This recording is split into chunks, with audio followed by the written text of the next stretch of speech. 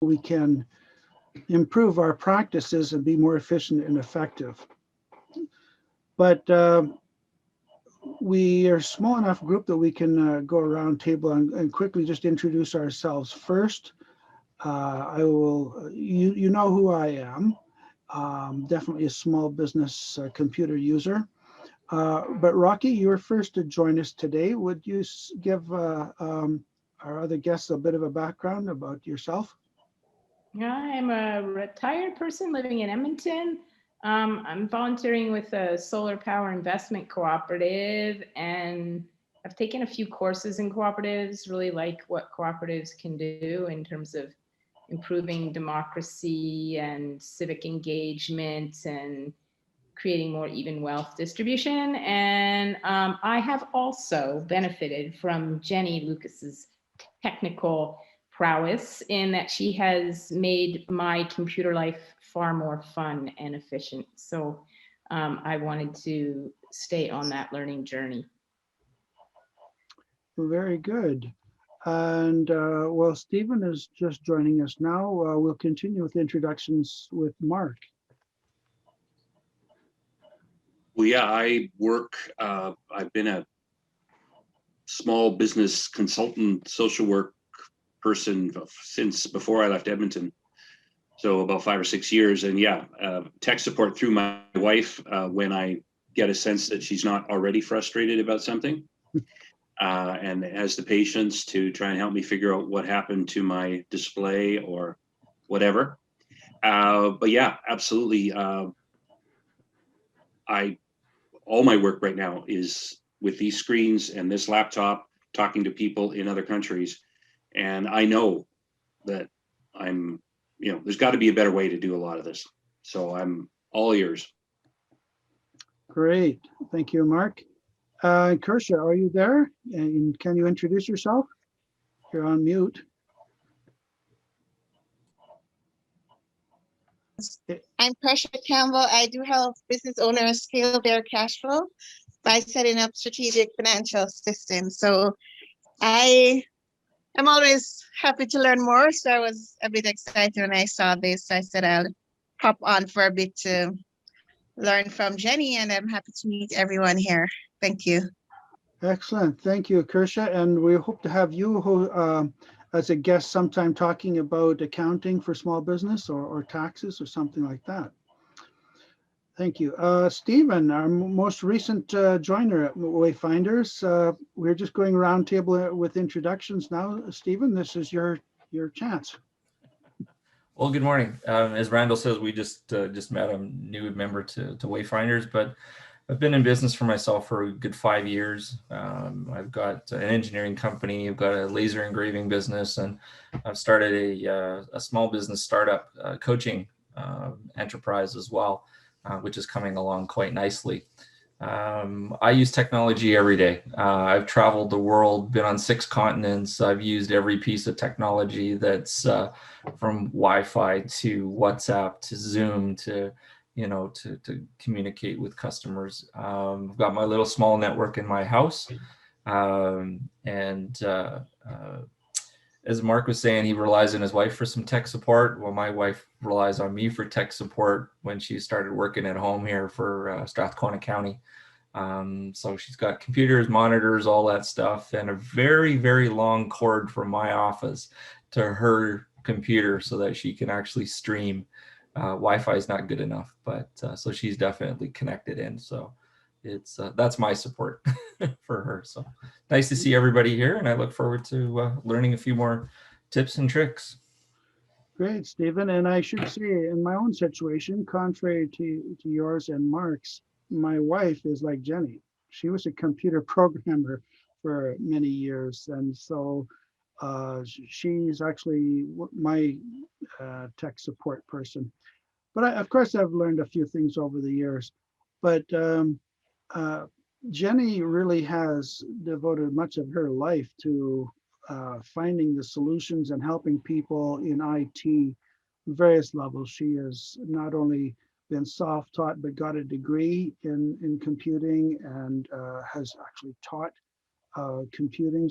Something like 25 different computing languages that she understands.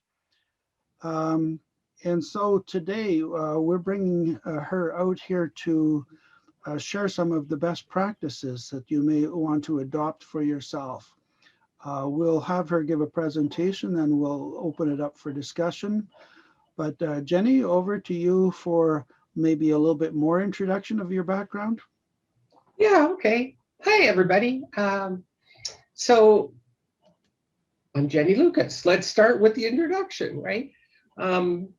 Self-taught computer programmer back in the early 80s.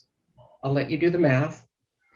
I have been a part of computers and technology my entire life. I have been teaching people everything from how to write software, how to build websites, to supporting small businesses, which means that I get a phone call that says my email's down, or what do we do? I don't even know what the words are. Tell me what we need to do to fix this issue. And this is very common. It's very clear that your focus is on your business. You have your concerns, you have your business to take care of, you have your life to take care of. And just like I don't know how to sew a button on, you guys may not know IT very well. So what I'm going to try to do today is give you, I think it's around 20 tips that I've come up with that are very specific for you. This isn't general stuff. I want to help you, each of you. So we'll do that by going through some of these topics. And I want to, here, let's just turn on the screen sharing. There we go. Share that out.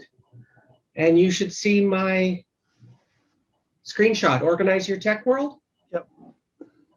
I don't do a lot with slides. The slides are there for your benefit because I just talk and I'm good with talking. So let's see what we could do to get some focus. So first off, I want you to pick one of these ideas. You're going to hear lots today. We're going to talk about a lot of different things. I want you to consider one of them.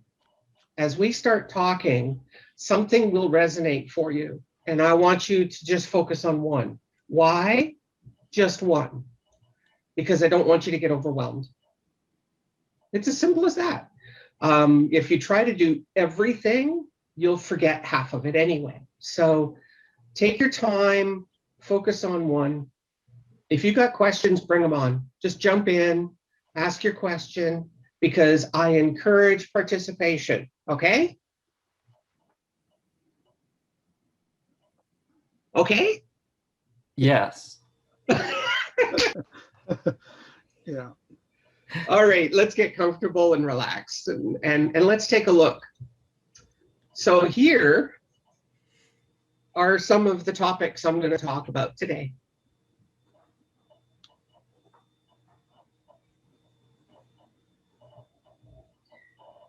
Anybody would like to jump in with, oh yeah, that's my headache right there. Which ones are your headaches? What's an oil change? Yeah, we're going to talk about that. It's got the little star beside it. Oh, I guess I don't even know what startup is, or diversity. Backups, definitely would like to get my backups automated. So I'm going to say backups. Okay, fantastic. Yeah, we're going to talk about backups. Email for me, I'm still struggling with, 20 some years of using Outlook, and now I'm a Gmail person, and sometimes it just frustrates the hell out of me. Yeah, yeah. So we'll get some tips. I'm for on that. both, and I've got like 9 email accounts in Outlook because Gmail would not work best for me in that case. So I Sure. might backwards. Oh my gosh, this has already been so worthwhile. Just hearing my fellow Earthlings having the same pains as me makes me feel so much better. Yeah, yeah. Everybody goes through this at some point. What we have our personal issues with might change over time. But let's get started with emails then. Kirsha, did you want to jump in at all, or? I think she's multitasking. She's multitasking. Okay. So let's start off with email. How do you feel about email? When you wake up in the morning, when you walk to your computer, we all check email first. I mean, that's what we do. I'm sure of it. Mm. How do you feel when you check email? Is it a scary thing for you? Is it a pleasure to catch up? A lot of people find email intimidating. There's so much of it, and half of it's garbage. And the expectation is you're going to answer now, right? So there's pressure on emails.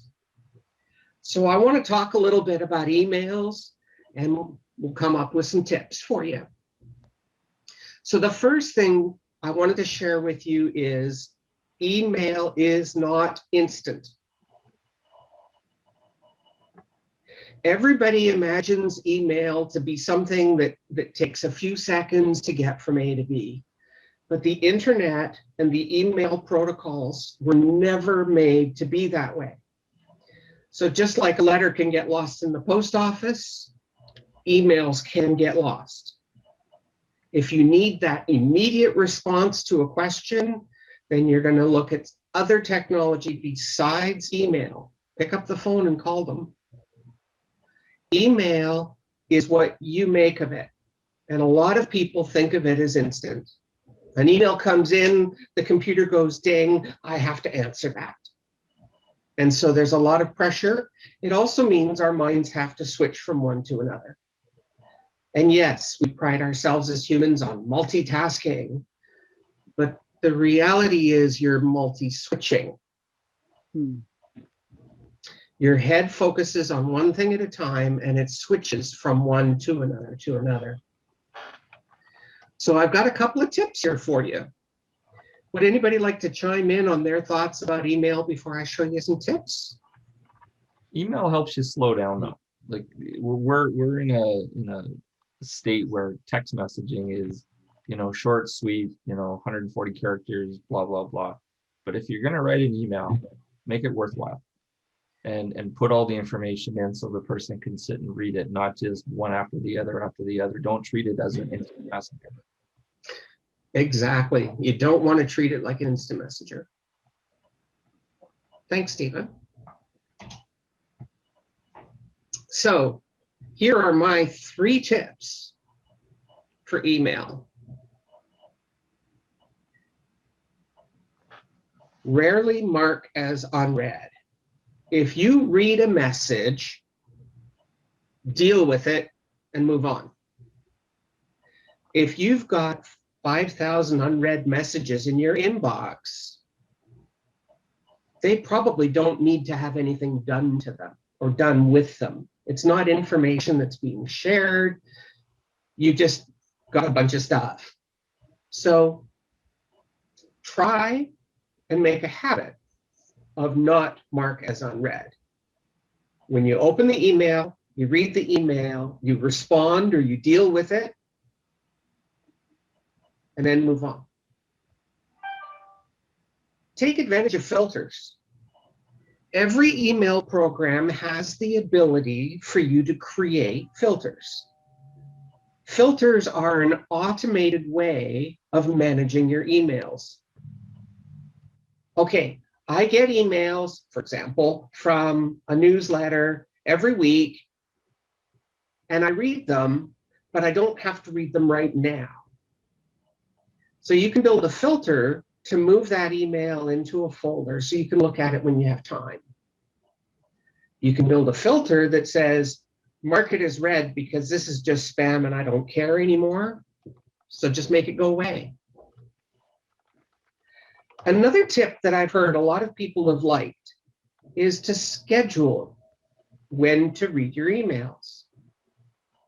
So what some people have done, and they've told me this works well, is that they'll schedule a half an hour first thing in the morning, a half an hour after break, a half an hour after lunch, and that is email time. When they finish their half an hour, whatever it is, whatever you decide, right? But when they finish that time, the email gets minimized or even turned off in some cases and put away because you don't need to respond immediately. Does any of those tricks sound like something you might use? I learned one thing, that in the inbox, that number beside the inbox actually is your unread email. That's the count of your unread email. As you say, if you've got 5,000 of them, I think at one point I had, 5,000 that I really didn't look at. But that information comes in, like right now I see inbox 715. But I get a lot of emails that come in for information I've asked for other subscription lists and things like that. So, right. I look at it and I go, yeah, okay, I quickly read it and that's it. Sometimes you click and hold onto it for more than, 5 seconds, 8 seconds, something like that, before it changes color. And then it counts as a red message. Otherwise, you just quickly go through and it won't change. So that is a setting that you can change. I set mine to 1 second. So essentially, as soon as I click on it, it marks it as red. And again, this helps me to say, do I really need to mark this as unread? Is this something I really need to return to? Yeah.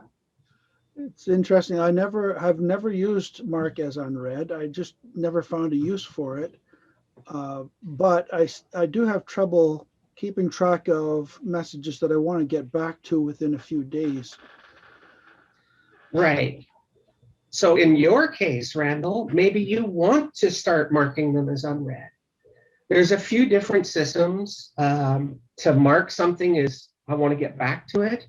Gmail, for example, has what they call starred, and you can star a message and it gets grouped separately and you can look at it. And then what I do is I often put them into the starred because I want to look at them later.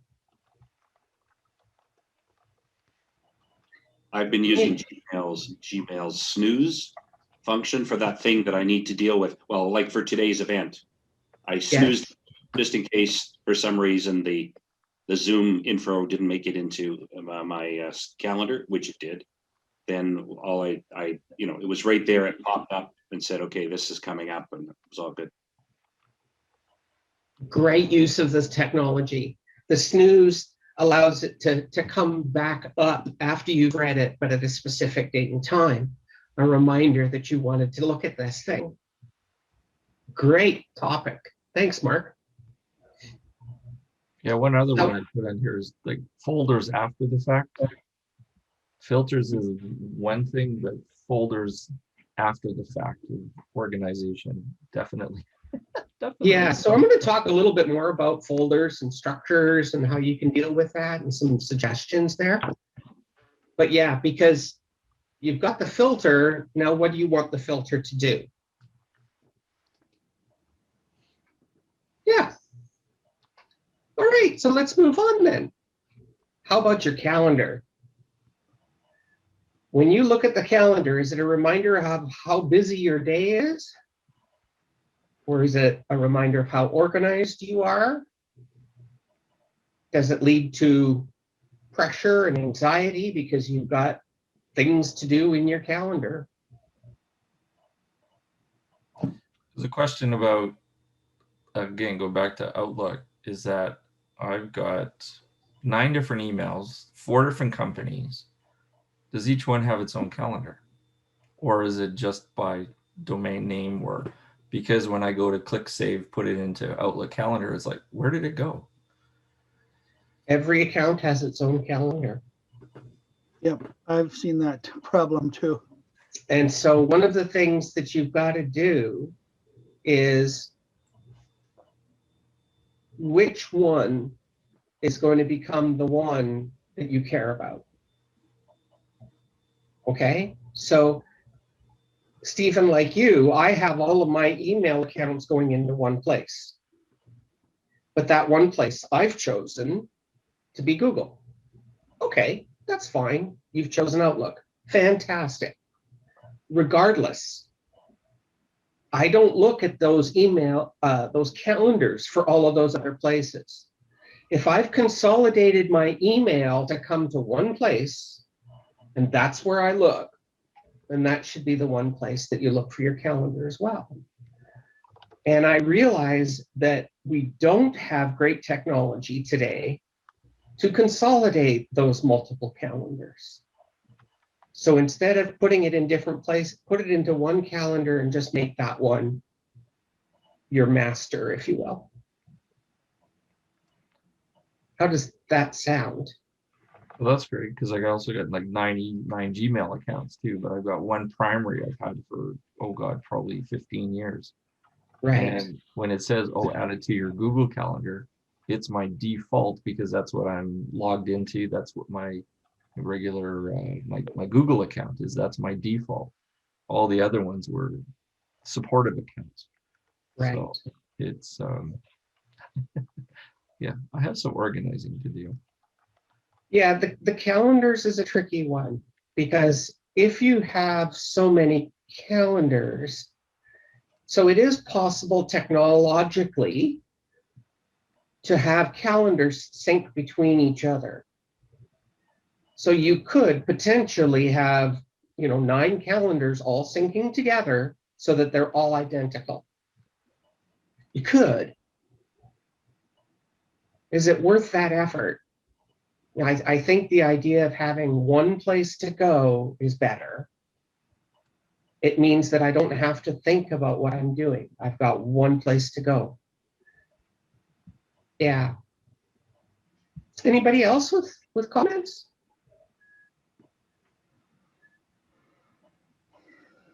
So the tips are pretty straightforward. You've got your calendar. Okay, fine.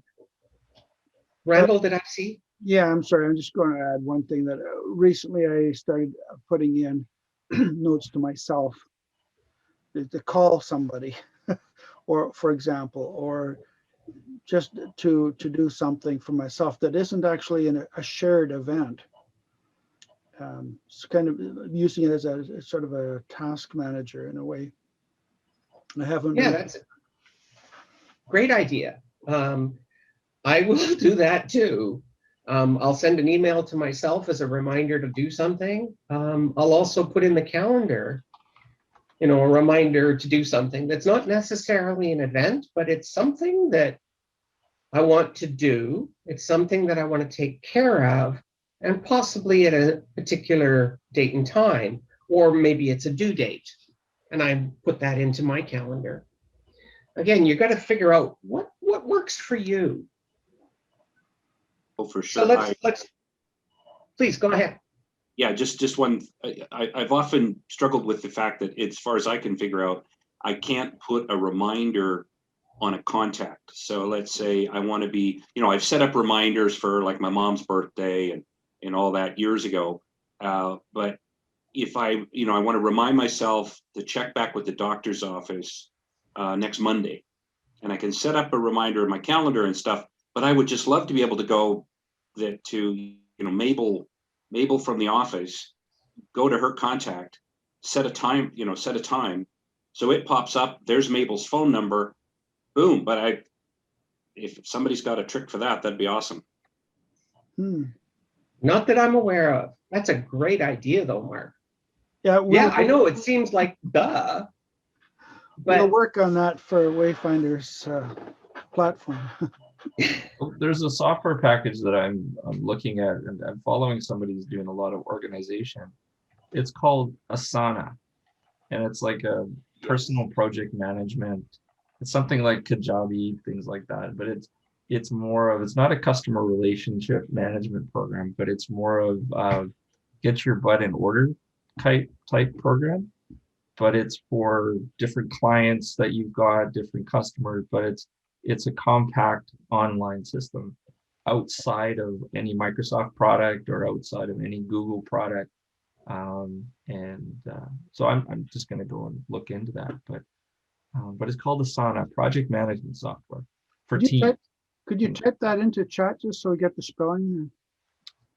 Yeah, I used Asana with one of my clients. They used it internally for their teams, and so I jumped onto the team as well.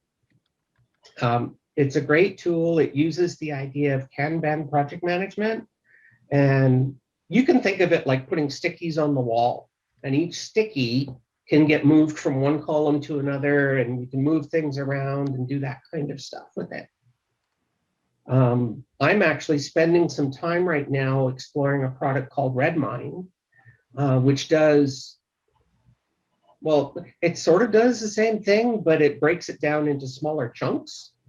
So if you have, you've got this one thing to do, but you've got a whole bunch of these other things to do in order to get there, it can help organize and put them onto a Gantt chart so you can see how they work in a calendar. Mm-hmm. What's the other one? Trello is another one that Trello's another one. Yeah. There's a lot out there. Yeah. Yeah. I guess if you look at, like, if you do a search term of personal time management, it should have the aspects of putting in your reminders, putting in your schedule, putting in team project breakdown, what your work breakdown, what it looks like, and so on and so on. And of course, what's the one that we always see on TV? Monday.com. They've been doing a lot of advertising. Yes. And the lady that sounds like she's Irish is not Irish. She's actually just putting an accent on it to make it sound good. Oh yeah, love it. Yeah. My background's Scottish. I love Scottish and Irish accents. So yeah, you can look for personal time. Sorry, Mark, go ahead. Oh, the other one that I signed up for and was using partly because it was relatively inexpensive is FreeCamp as project management, whatever. But the thing, FreeCamp, yeah, that and it did have a time module, so I could enter my time because I'm supposed to keep track of my hours on these various projects. But I just found it was always separate and apart, and it sends me annoying reminders every morning, which I need to turn off or do something because anyway, it's still not very well integrated, say, with Gmail and my contacts, and that's the part. Right. So I still have to go to two places, and so I'm waiting for the Holy Grail, where it reads my mind and organizes everything all in one spot. Reads your mind. I absolutely love that because technology today doesn't. You have to work the way it wants you to. It's not working the way you want to. And I'll just give you a teaser. It's something that Wayfinders is working with and working on. We've got some pretty interesting concepts that I'm looking forward to. It's going to be a little while before we're ready to roll it out, but oh my, am I excited to share it with you guys. So fantastic ideas. So if this sounds like something you want to look for, you want to look for personal time management, you want to look for project management. These are some of the terms that will give you some options to look at. If you want recommendations, I'd be happy to talk with you about your requirements. And we'll have time at the end today. I'll be around. So if you want to talk a little bit more about some of these things. So to go back to my tips, I wanted to share with you that most calendars have the ability to create categories or groups or calendars or subsets. And having those color-coded can really help to visualize what your day looks like. And would you like to see what mine looks like? Sure. Sure, okay. Let me pop over here and I'll pop into my calendar. And let me switch screens.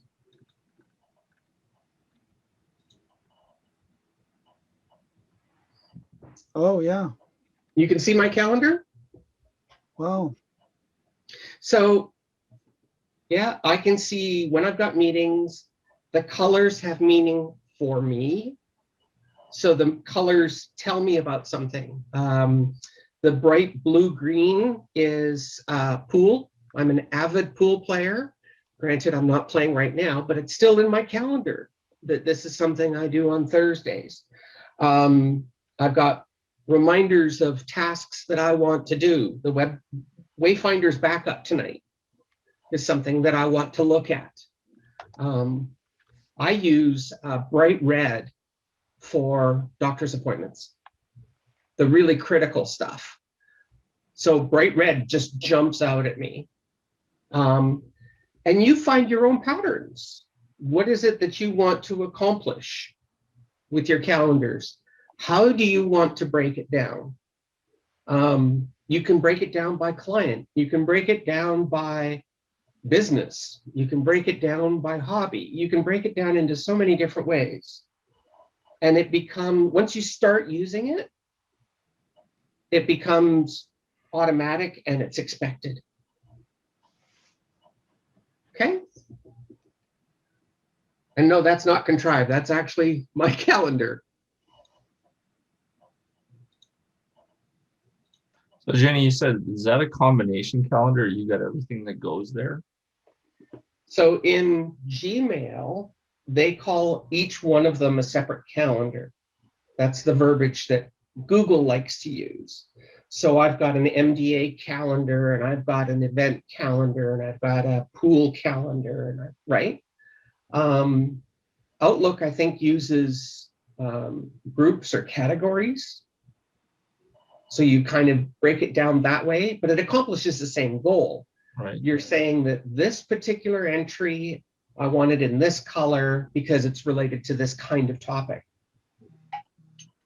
Yeah, and that's the thing of putting them all together. Because I'm looking at some of the appointments I've got and I'm going, okay, what calendar is this? What's it attached to? And Yeah, that's what I've got to figure out. So here's an extra little tip.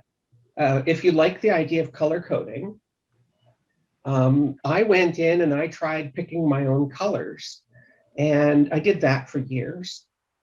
And I started to realize that I was confusing because the colors were too close to each other and I couldn't tell which one was which.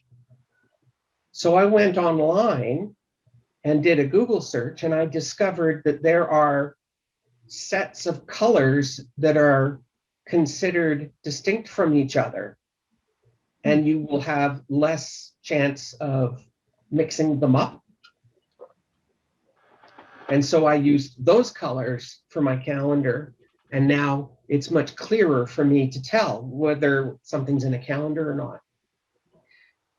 You can also quite often turn them off or on, meaning they're still there, but you just don't want them displayed.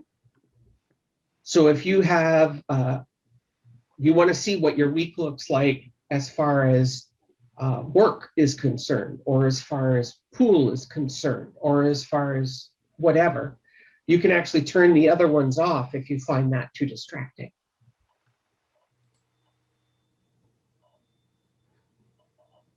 So there's some tips about organizing a calendar.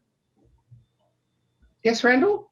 No, I'm just liking, this is good stuff. I'm learning lots. I didn't know about the color coding, and yeah, it works for me. I'll try that. Yeah. Okay, so let's move on to contacts. I've got a couple of tips for you here. Unfortunately, Mark, one of the tips is not how to link a person to a reminder in your calendar. But specifically around Outlook, I do have a couple of topics that I wanted to mention. Just show of hands, if you'd like to jump in, how many of you go new email and then type in the 2 and it fills in the whole email address for you? Yeah. Yeah? Because that's how Outlook works. Isn't that fantastic that it helps you and remembers all that? But there's a but, and it's a big one, and it kills me because Microsoft still hasn't done anything about it. When you type in that address bar and you type in the name of an email address, Outlook does remember it, but it's not backed up. That list, if something happens to your computer, that list is gone. And you cannot even go into Outlook and say, save all those addresses for me. It just doesn't do it. Oh my. So, yeah, not cool, not cool. And I tell everybody the same thing. And there's still a lot of people that still do it. Okay, that's fine. But just remember that the day that your Outlook dies, all of those names are gone. So how do you deal with it? So let's start with tip number 1 here. In Outlook, be sure to save to contacts. So here's the thing. If you get an email from somebody new, let's say you get an email from Jenny Lewis. Okay. If you right-click on the name, you can add to contacts. Fantastic. And then you do your reply and off it goes. The difference is that you can now search through the contacts to find those names. And they are a part of the Outlook backup procedure. So if you have Outlook Online, if you have Outlook on your desktop, whatever, putting it into the contacts does save it, and it gives you something that you can look back to. Most people don't do it. And then I get the call that I need a new computer, and I put on Outlook and they go, where's all my contacts? Well, you didn't save them in contacts. I'm sorry, there's nothing I can do. It's a mess. The other thing to do is sort your contacts the way you think about them. Often, you know, if you're the kind of person who thinks about last names and that's your connection with people in your mind, you think by last name, then sort them by last name. You can tell Outlook, you can tell Gmail, you can tell just about every program, I want you to show me these sorted this way. And as soon as you start filling out the contacts details, right? So once you've added them to your contacts, that's just an email name. But you start to flesh that out by putting in their phone number, the company, maybe make some notes about how you reached them and contacted them and what you talked about. Once you start doing that, now you can search by company.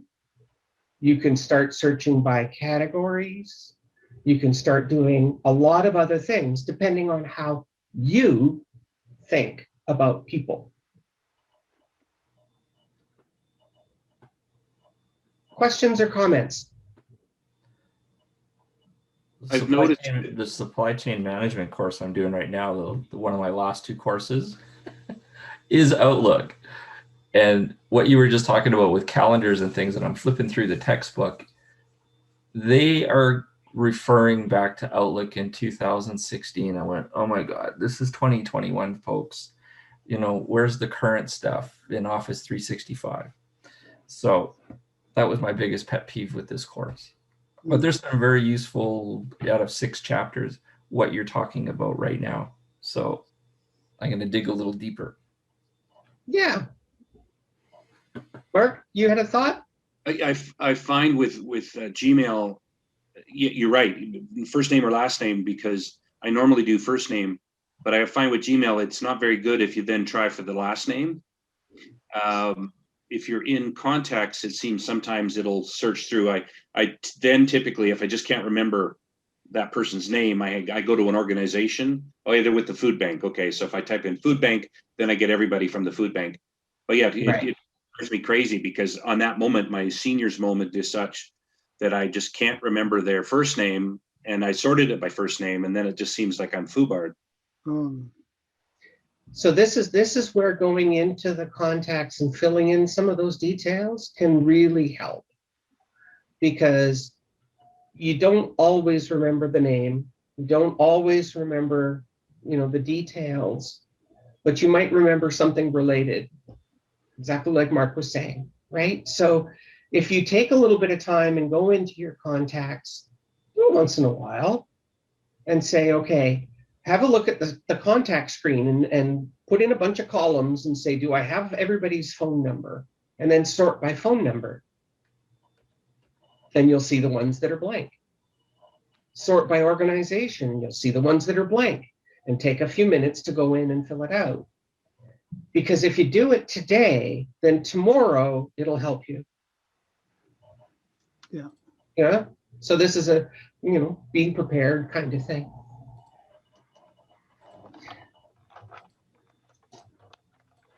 So I want to talk about files and folders. And broad versus deep is the big one. So broad versus deep.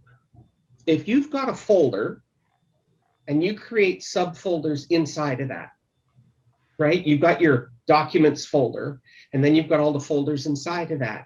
There's two ways, fundamentally, two different ways that humans think about an organizational structure. Broad means that you create under documents, you create a lot of smaller categories. Deep means you only create a few, but they go down and down and down and down and down. Do you get my difference? In broad, you would say each person gets their own folder, and you'll have a huge bunch of folders. In deep, you might say all of the A's go in here, and all of the B's go in this one, and all of the C's go in this one. So you've made the number of choices smaller. Well, I have to go into the A's to find everybody beginning with an A. Where things really start to get confusing is if you mix them up. I got one client who regularly calls me and says, I can't find Joe Blow's folder. And I go in and I do some hunting, and it turns out he just can't find it, because he's so quick to mix up whether he goes deep or broad, and all of a sudden he can't find anything because he doesn't know which way to go. Okay, so everybody's different, and it's absolutely fine. Both ways work. Yeah. There's one thing I learned years ago on studies of human perception early in the early days of Windows operating systems, that the human mind is only really able to manage maybe 6 or 7 items at a time. Yeah, So I've heard 5. Yeah. So my top menu has I don't know, 6 or 7, something like that, but it's manageable. And then under each subfolder, I try to keep to a maximum of 6 or 7. But of course, it doesn't always work out that way. But so, I mean, what works for you? Everybody's different. I just wanted to point out about these two fundamentally different ways of thinking about it. yeah, And most people prefer the broad because they don't like clicking down. They would rather search the list. yeah, I have seen people. Okay. Some of my coworkers in government had you walk up behind them and you see on their screen, because they're showing you something. Their whole desktop is just covered with separate files and documents. It was like the whole screen. I don't know how many you can have on the screen, but that would be broad. That would be broad. Oh, that's making me laugh. We've all seen Actually, it, if you right? look in your desktop folder, that would be deep Yeah. because each one of those doesn't have its own folder, or it is very, very deep if you looked in that category. Yeah. Yeah, I've got some folders that I've got 200 and some odd folders deep because each one it has its own title. The thing to be cautious of, and we'll talk some more when we talk about backups, is that depending on how you back up, there might be a limit on how deep you can back up. To be precise, it's a limit to the length of the entire path. Oh, yeah. So Yeah, it's if you're 256 characters. 255 characters, I generally tell people don't go over 250, just to give a buffer. What are you talking about OneDrive, when you're talking about these characters? Could you fill me in? a character is any symbol, letter, number, slash, space, everything. So how does it, like, so if you have like a folder within a folder within a folder and you're trying to back up, where do the characters come in? So Like, the name of your folder. Oh, So okay. C:/folder1/folder2/folder3. Well, if each one of those folders has a long name, then they all add up. It becomes cumulative. It's like your first and all your middle names and your last name all put all together with a bunch of slashes in it. It's like try and put that on something. Yeah, great. If that is too long, then depending on your backup solution, it simply doesn't save it. So that comes Don't into get a warrant. your file name too. Keep it Yeah. short, keep it simple, keep it, something that don't just write a sentence. Yeah. Mark, you had a comment? Yeah, one thing, I'm a very visual thinker. So I remember when I was still working for government in Alberta, trying to get my head around a research project where we had a bunch of related concepts and whatever. Anyway, met someone who was using a program called The Brain.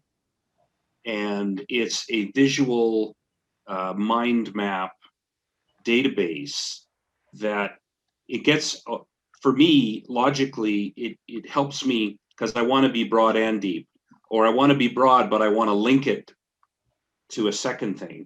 So for those of you who are visual, it can be great because you can have parent thoughts, child thoughts. You can, when you're setting it up, back to your point about fill in that information about contacts and stuff, when you're adding a document to a system, then's the time to draw the link over to the author, to draw the link over to the subject, and whatever. So it becomes a web. And I mean, people have done brains using this software on a history of music, from Bach to the Beatles kind of thing, or huge projects. And I love it, and it makes so much sense to me. Where I struggle with it is I can't really easily link it to my schedule to remind me on Tuesday to update something, or when I'm saving something to do it. And I've started using Zotero to help me grab things as I find a really cool article on something in Belize, which is a citation manager. Okay. But again, it's lovely. I'm dumping stuff in. I haven't really tested to see how well I can retrieve it. But the bottom line for me with the brain is I can have multiple links to the same thing, which with my aging brain, I find helps me go back and find it later. That sounds like my Pinterest account. Yeah.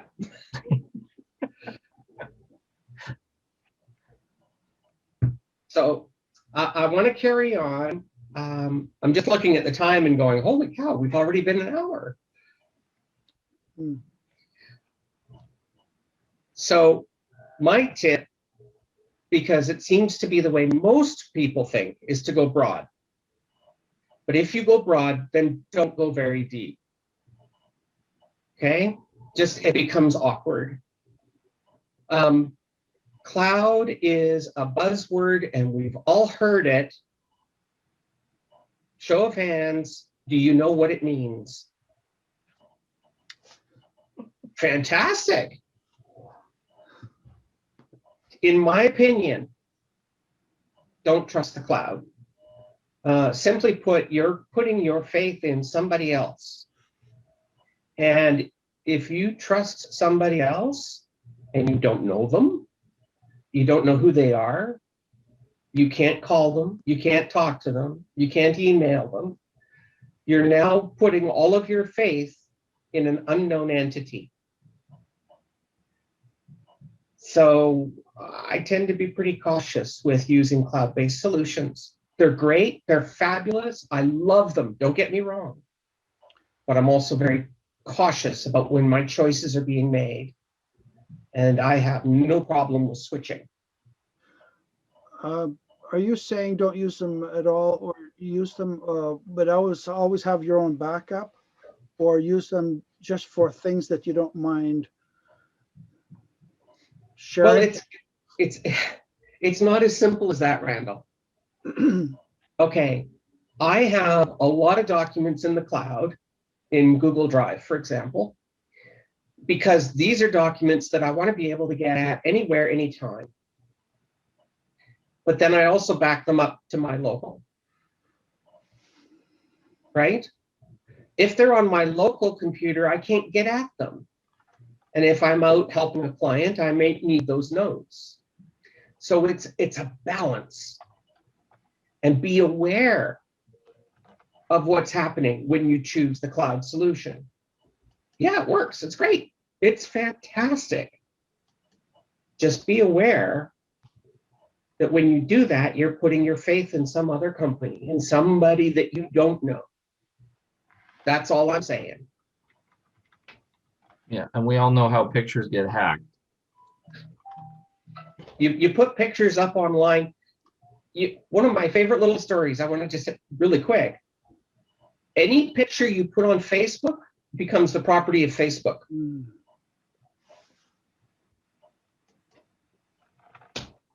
No, that's my picture. But people don't usually read the EULAs because, oh God, the legalese and how long it is. Some organizations pay a person to track the EULAs for every product that they have. That's their job, is to read those documents, categorize it, note it, make sure that they understand exactly what they got.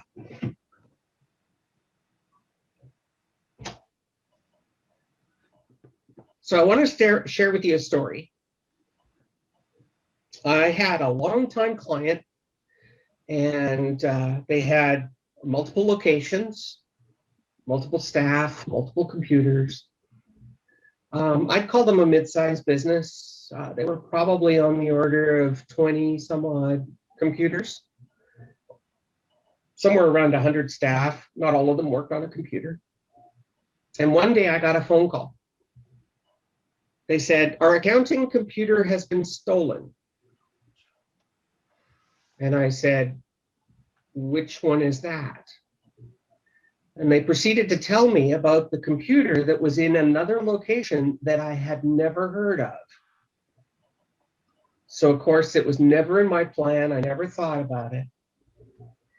And apparently it had all of their accounting information stored on it, and it was stolen. And I said, I'm sorry, I didn't know about this computer. You never told me about this computer. I have no idea. Well, they said, don't you have backups? And I said, no, I didn't even know the computer existed. They ended up calling their clients and asking this question. Do you owe me money? Ouch. Can you imagine? Oh dear. Can you imagine being the recipient of that phone call? Oh my God. That's crazy. Yeah, true story. This happened. One backup is no backup. It doesn't help. You need a backup plan. The whole idea behind backups is if that gets lost, you can recover it. So putting a backup on the same computer isn't a backup because it's the same computer. If the computer walks out the door, the backup's gone with it. You can choose how far down this path you want to go. You keep your backup in the same room, in the same building, in the same city, in the same country, on the same continent. You can decide how far, how important this is to you. But here's my challenge to you. In your head, I want you to imagine that the computer that you're sitting in front of right now, let me shut that off. I want you to imagine that the computer in front of you right now died. Oh boy. I'll bet there's a lump in your throat. Sorry, Raquel? I said, talk about early childhood trauma. Oh, I bet the anxiety goes through the roof at the thought of this.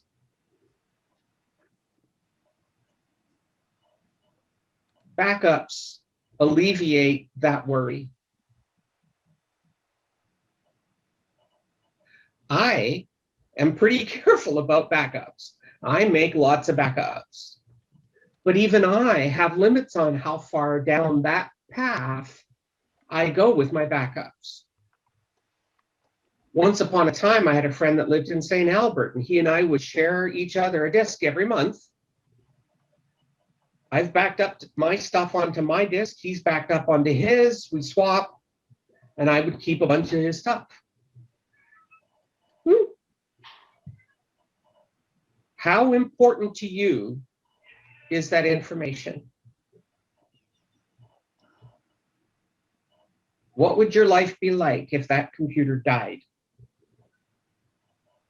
Hopefully, you could take it to somebody who's got some experience and they can recover the data off of that hard drive for you.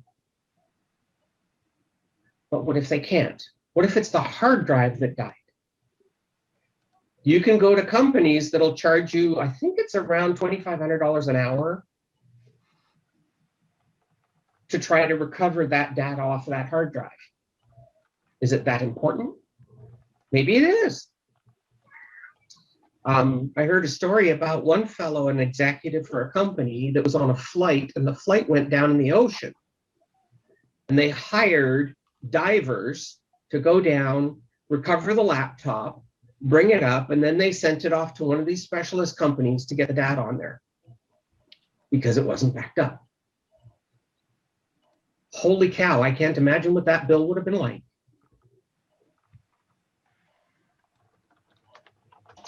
In the computer world, we've got a phrase we call BCDR, business continuity and disaster recovery.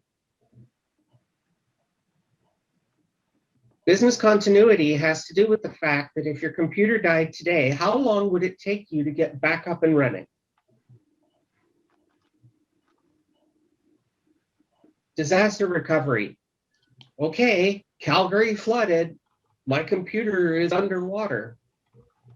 How do I get myself back up into a state where I can do business again? And everybody has to make their own choices on this. Most people, if I say it's going to take a month,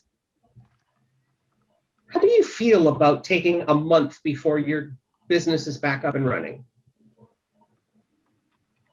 Most people are not happy. If I say it takes a week, most people are sort of going, yeah, that's probably okay. Some organizations, it's minutes. You can bet the banks are in seconds. But it depends on your business. Where are you comfortable? right? Because of course, the more frequent, the more money it's going to cost. The more complex the data plans are, the backup procedures. So just keep that and file that away for a little bit. See what you think. Did Rogers maybe have a problem with their backup yesterday? I'm sorry, I don't know about what happened with Rogers yesterday. I believe the whole Rogers cell network went down across Canada. Ah, yeah. I don't know. I haven't heard the details. I did see a couple of people that mentioned that, you know, Fido and Rogers was down. I haven't looked into what the issue was there. I'll just say my office was quite quiet yesterday. My phones were not operating. And I've got 5 of them. And Is that a good thing? Yeah. Oh yeah. It was nuts. Nobody's calling me. I'm not calling anybody. But email worked. Email work. Yeah. I had to do the data recovery on a hard drive with a bunch of family photos that were only on that hard drive. And I brought the hard drive here with me, and it was in an advanced state of failure. And fortunately, a local company got some stuff back, but even that was $150. And then the next step would have been the much more, and I couldn't do that. And sadly, a bunch of what we retrieved was not usable. You know, we did salvage some things or whatever, but a bunch of it was gone. It happens. Yeah, you got to be preventive. Best laid plans of mice and men, right? I mean, the thing is that you've got to make a decision. If it's your small business, then you have to think about this more than if it's just your personal photographs. But even they're important, right? I've got one client who just loves his photos. He's got thousands of photos, and he doesn't want to lose them. I'm like, okay. I can't imagine how often you'd go back and look at those pictures, but they are important to him. Yeah, Jenny, I've got external backup drive, hard drive, maybe solid state, I guess, drive, but one of them got full and it said it couldn't store anymore. I guess it's storing all versions of all files. Is that what's going on? It depends, Randall. There's so many factors. It could be that it keeps track of each version. It also could be that you just put that many files on. It's hard to tell without looking at it. Yeah, okay. So if you keep a backup onto an external drive and you keep that drive at home, if the house burns down, right? Yeah. If you put it into a fireproof safe along with your really critical documents, okay. But here's the thing. You got to do it more than once. Oh yeah. Right? Well, you can. If your tummy goes squiggly, if you think of losing your data from a month ago, then you better back up more than once a month. Yeah. So oil changes, I call them oil changes. I also will refer to it as TLC. You got to give your computer some TLC. And most people don't do this. But just like your car needs regular maintenance, so does your computer. And the reason that you give your computer some TLC, you give it maintenance, is because you want long life, peak performance, and confidence that it's going to continue to work for you, right? That's why we pay a mechanic to look after our car, so that we can start it in the winter, jump in it, and go for a drive and do what we need to do. Well, the computer's the same. There's 3 pieces that everybody can do, if they choose to help maintain their computer. Or they can pay somebody like me to come and do it for them. Both are valid answers. Updates. Make sure your updates happen. I get a lot of people that say to me, damn it, I was in the middle of something and Windows jumped in and said, I've got to do an update and I've got to do it now. Oh, okay. How do you stop that? Leave it on. Leave your computer on if you're going to use it tomorrow. Just leave it on. The amount of power that you're going to consume is negligible. It doesn't cause parts to wear out faster. It's just a matter of leaving it on overnight so that if an update happens, Microsoft calls it Patch Tuesday. They put out their updates on Tuesday evening.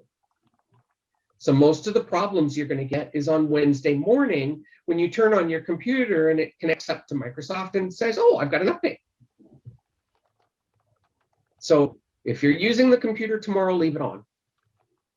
If you're not using it tomorrow, turn it off. Okay. So in general, that means you turn it off for the weekend.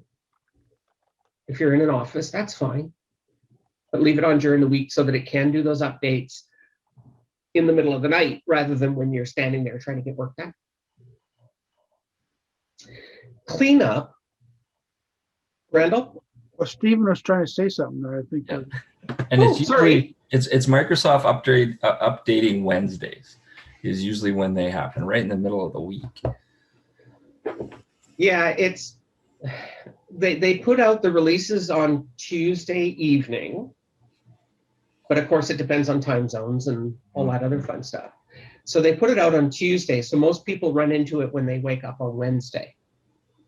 And if you didn't have your computer on Tuesday night, then it does the update when you do turn it on, which is Wednesday morning. Mm-hmm.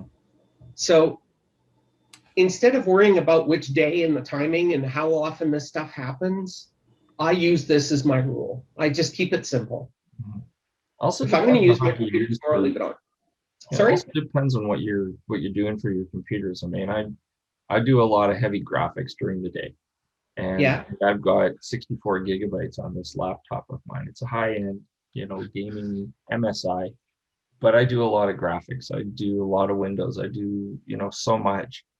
I usually turn it off at night to give it a break and then to clear the cache, clear everything.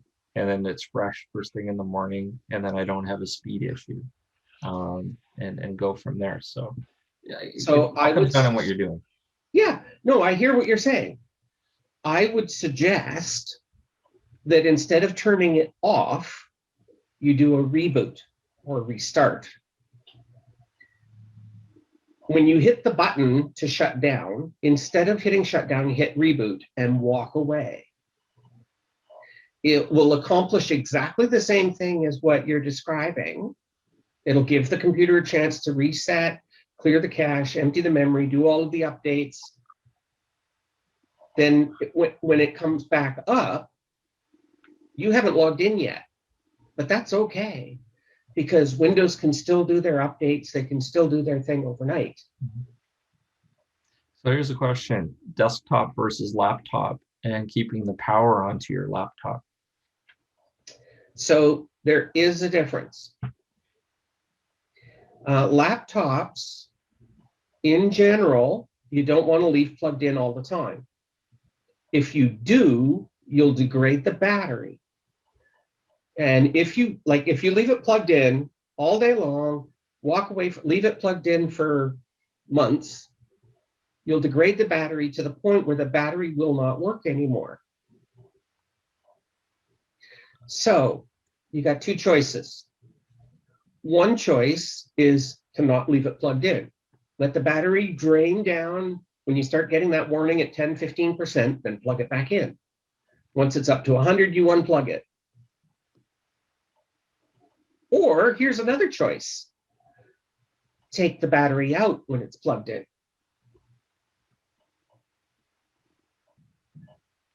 Yeah. If the battery's out, then it's not dealing with the degradation issues. Right.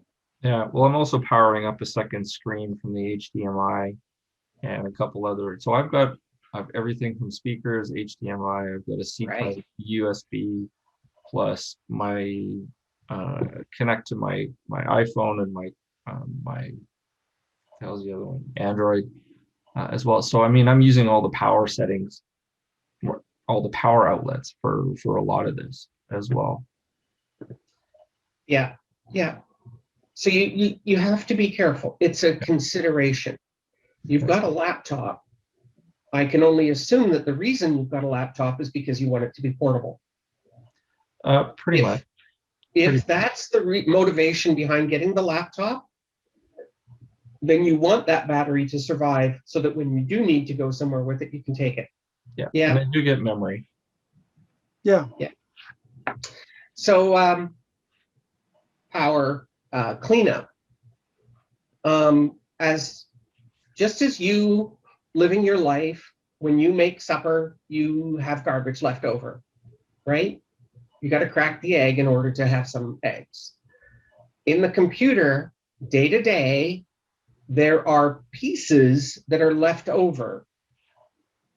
I don't want to get into a lot of detail, but just like you've got eggshells, there's similar conceptual parts in your computer that get left behind as you work.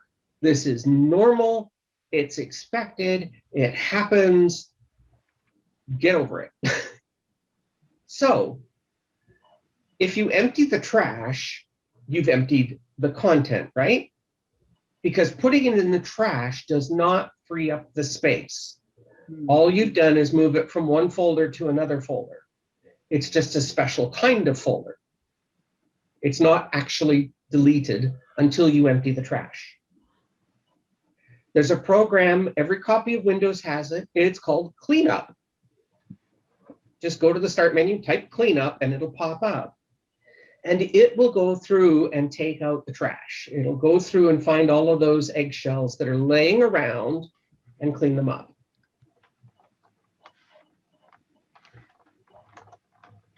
The third step in this process is to do a defragment. Again, this is completely normal. It's a part of how computers work. Some are better than others, but every computer goes through this to some extent.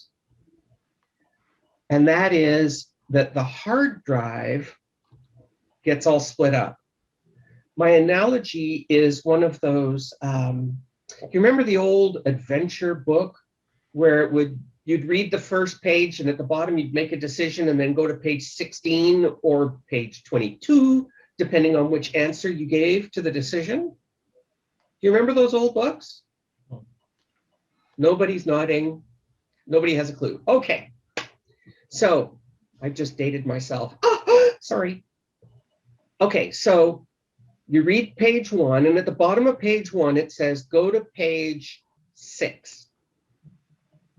And you go to page 6 and you read page 6. And at the bottom of page 6, it goes, read page 14. You get to page 14, you read page 14. Can you read your book? Can you read your book?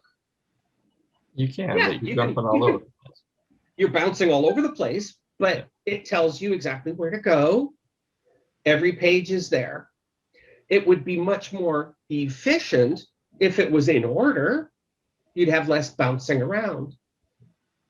Okay, defragment takes the book and puts the pages in order.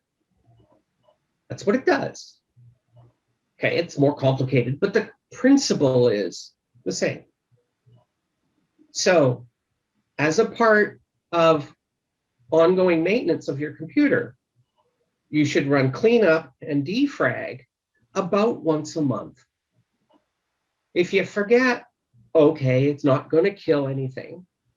But if you do this about once a month, your computer will maintain the best speed it can for the life of the computer. So it will work basically like it was new. It won't compare with a brand new computer, of course, because technology's grown. But if you want to get the best performance out of your computer, if you want to make sure that everything's working the way it can, caution, if you haven't done defrag, it will run all night. So start it, go to bed, get up in the morning, and it should be done. Does that extend, Thanks. does that extend the life of the hard drive as well? It doesn't really extend the life, but it will help the hard drive get the data faster. Oh, okay. This data is like chains. So when you look at the new stuff, it's all like 32-bit sections. And when you try, it's like stacking boxes in a FedEx truck. If you lay them all on the floor, that's one way of doing it. But if you put one here, one there, and they're box 1 of 2, or 1 of 3, 1 of 4, 1 of 5, good luck trying to find them. Right. So what defrag does is it grabs all those boxes and goes box 1, 2, 3, 4, 5. So it grabs it all in one. So that's where you gain efficiency in data. That's just how it is. So If you're a real geek, you can actually control where on the hard drive. So not just that the boxes are all put together on that FedEx truck, but you can also control where on the truck they go. Because of course, in the case of FedEx, the first delivery should be at the back and the last delivery at the front. Right. yeah. So on a hard drive, you can, if you want to, get that geeky on it. Most people won't worry about that, and that's okay. Okay, so we've got a couple minutes left. So do you want me to cover the last couple of topics or just put them up on the screen and carry on? How does everyone feel here? Does anyone have to leave sharply at noon here? Carry on. Okay. Yeah, I'll try and go a little quicker though, so that but I'm really appreciating the engagement that you guys are contributing and talking about things. In today's world, diverse systems is a fact of life. We all have different software to do a task. It can get frustrating managing, especially in the case of video conferencing. We got Zoom, we got Meet, we got Teams, we got all kinds of stuff, right? And it seems like every other meeting we have is using different tools. You're not going to solve this one. Instead, focus on learning one, but be flexible about using the others. Because think about this as a fresh coat of paint. Going from Zoom to Google Meet is not a big change. If you think of it, it's still a video conferencing tool, right? It still has audio. It has a chat window. You join a meeting, you leave a meeting. But they're different coats of paint because how you enter the chat, where the button is, those are the kinds of things that will be different from one app to another. So just try to be comfortable. Don't worry about the fact that all of a sudden now you've got a different video conference tool, because it's still video conferencing. I just wanted to say, we're embracing diversity. Let's embrace diversity. Let's embrace that diversity in terms of the software that we use.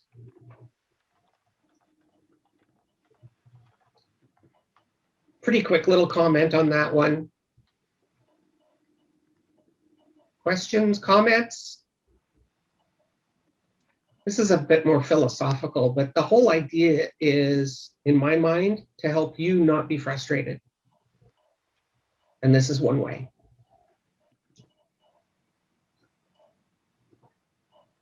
You can set your computer to automatically start different things. Pages, right? When you start up your browser, whether it's Edge or Google or Safari or whatever, it comes up with a default page. Well, I never look at that page. I don't care what that page is. I want it to go to the sites that I care about. Maybe that's my Gmail account, maybe it's my calendar, maybe it's something else. So you can set your browser to default and automatically open certain pages. Similarly, you can set up applications. If you've got software on your computer that you use every day and you have to go through 3 clicks to get it to start, well, you can have it automatically start when your computer restarts. Okay, I'm not going to get into the details of how, just because of time, but know that you can. So set some startup objects. Set some things that you use on a regular basis so that they start up for you automatically. Okay, it only saves you 5 seconds. Yes, it only saves you 5 seconds. But it also reduces frustration. It reduces the clicking. It reduces the, I have to remember to do this each day. Whether it's a news site or whether it's a reminder about the stuff that's happening. Something to consider.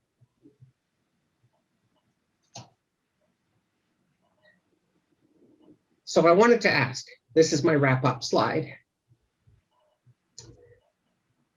We talked a lot about a lot of different things. Which one resonates with you? I'd like to get a poll.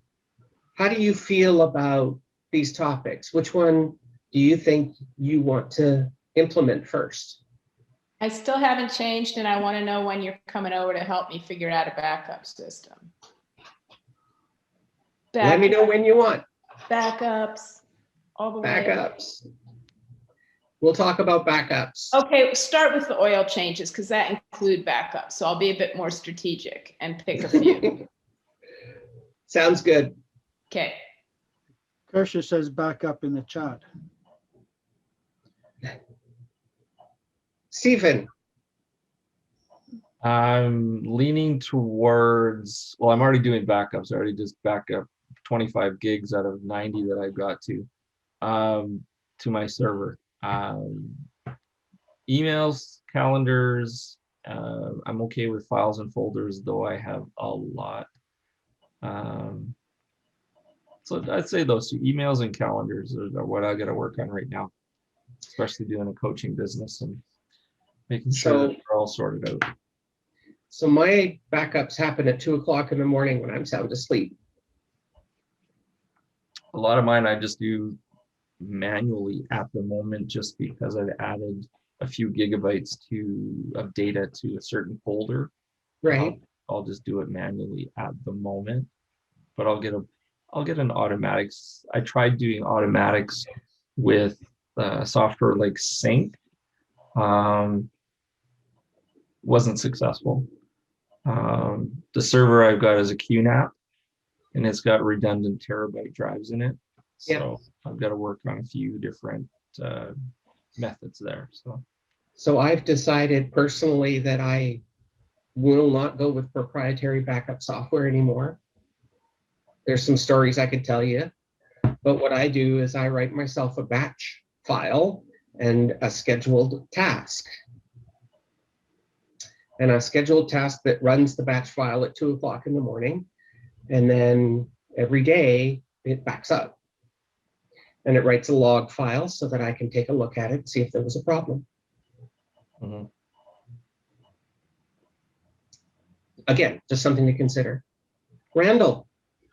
Well, I'm going to make some changes in my calendar to color code things. So, I do have different kinds of activities that I want to keep track of. I'm going to use more it more often as for task management as well. I'm definitely going to do cleanup and defrag when I can expect the computer to be tied up for a while. I am concerned about backups. I'm going to have to make sure that mine is working properly and check in on that. I have a question for you.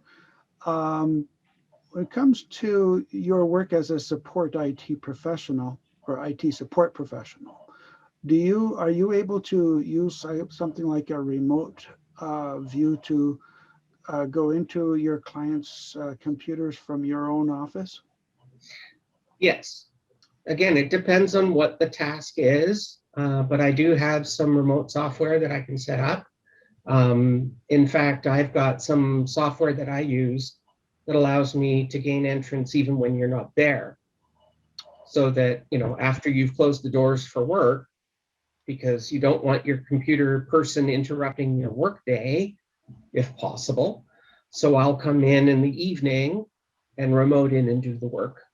And I'll do that sometimes. Yeah. With pre-approval. With pre-approval, yeah. You're making him nervous. Well, apparently he doesn't trust me. Yeah. Yeah, but you've already installed software on that system, so you're just opening up a port. Right. To chime Yeah. in. So you've already got permission and you as the user, the owner of that computer, actually have to do the work to get the software installed so that I can do that. Yeah. And I make a comment right on the page, you know that you're giving me this access. I don't intend to abuse that, but you have to be clear that you are giving me that access that I can come in and do things. that's counterintuitive to opening up those .exe files we see attached to the emails. Aha. Yeah. Yeah, let's not go there. Do it. Mark, any closing thoughts? Have you ever dealt with ransomware? Have you had any clients that got nailed by a ransomware event? Yes. Yes, I have. And they're saying they wish they talked to you earlier? Yes, they have. Rule of thumb, you better hope you got some good backups, because that's not something that you can generally survive. So when they do that, what do they just lock your computer? But if you've got backups, you can basically walk away and put your backups on another computer and you're kind of keep going. running, or is Yeah. it, what's the kind of extent? It depends. So again, it depends on everything on a computer. Depends on everything. I've had computers where the malware has been so severe that it's encrypted the bytes on the hard drive. So I can't even go in and try to recover that data because it's been encrypted. Wow. And of course, they use the nastiest encryption that they can. In those situations, I look at my customer and I go, I'm sorry. Where's your backups? Let's start over. Format the hard drive and keep going. I do not support sending them money, because now you're trusting somebody who's done that to you to undo it. And in my opinion, that person's already proved that they're not trustworthy because they've gone through that effort to get you like that. So the best solution to ransomware is backups. Yeah, I got a colleague of mine who does commercial insurance. Her name's Heather Cornway, and she learned a lot. She's taken courses on cybersecurity and insurance for companies that, to fend off, well, to help with this ransomware, phenomenon. So I just want to bring that up, is that there are some, I guess, help out there, but it doesn't help with the data, but it helps with some of maybe the loss of data, loss of work, loss of revenue, or something like that. So yeah. Quite often, if it's just malware, a virus on your computer, quite often I can recover that data. Typically, I would say I can recover that data and clean up the hard drive, but it also becomes a point of diminishing returns. So, how long do I spend getting that computer clean versus let's just start over, right? In my world, for 20 years, I've been very comfortable. If my computer blows up, I'm okay. In fact, I intentionally wipe my computer and start over About every year. Used to be every 6 months, but now it's about once a year that I just format the hard drive and start over. Wow. But I'm a geek. This is what I do, right? And for me, that's fun. So I Yeah, don't it's expect like- everybody to do it. Yeah, there's nothing like building computers and swapping out hard drives and disk drives and all that other stuff. Oh, yeah. Yeah. In some cases, it's probably better. You've got a blank tower sitting somewhere. You rip out the hard drive, put in a blank one, and get the customer back up and running, and just have a basic image. Throw it back on there. Their office is up and running, and Windows is up and running. When it comes to the client, they make the choice. Yeah. I give the recommendations, I make the suggestions. At the end of the day, they've got to decide if it's money that they want to spend. Sometimes the answer is no. And I have to accept that and smile and go, okay, I'll do what I can. When a client says to me, how are our backups? I say, they're great. Okay, give me the file from 3 versions ago. Oh, wait a minute, we didn't set that up. I can give you the latest version, but not the one from 3 versions back.